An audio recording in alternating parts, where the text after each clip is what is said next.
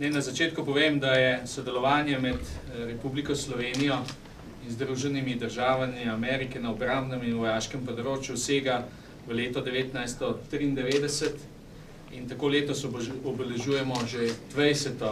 obletnico vzpostavitve dvostranskih odnosov. Ob tem me še posebej veseli, da se kljub zaostrenim gospodarskim in finančnim razmeram sodelovanje še naprej vztrajno krepi in razvija. Pristop Republike Slovenije k pobudi za globalne mirovne operacije pod okriljem vlade Združenih držav Amerike je dober primer tovrstnega sodelovanja in medsebojne pomoči. Finančna sredstva v višini 1,19 milijonov dolarjev, ki jih je Republika Slovenija prejela v okviru programa pobude za globalne mirovne operacije, bodo namenjene ravno za usposabljanje in opremljanje pripadnikov slovenske vojske, ki bodo sodelovali v mednarodnih operacijah in misijah.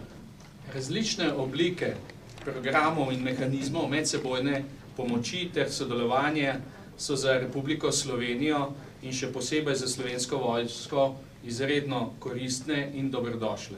Kot minister za obrambo mi je namreč še posebej pomembno, da se pripadniki slovenske vojske, ki delujejo v mednarodnih operacijah in misijah, vrnejo domov varno. Hvala.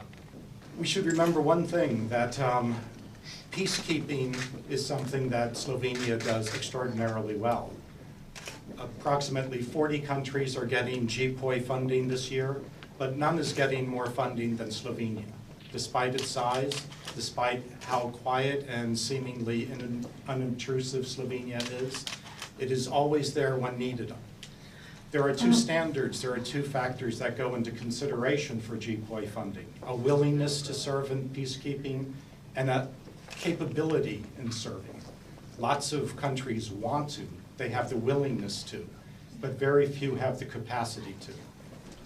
I would just like to reaffirm and stress that while this shows the strong bilateral relationship between Slovenia and the United States, that it shows the good cooperation between our two militaries, what it really demonstrates is the trust and reliability of Slovenia in peacekeeping.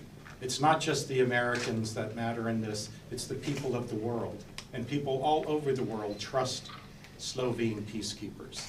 And Slovenia understands that keeping the peace is smarter and cheaper and generally easier than having to fight wars. So from us as Americans, and for speaking for all the other NATO allies and peacekeepers throughout the world, I'd just like to say thank you to Slovenia.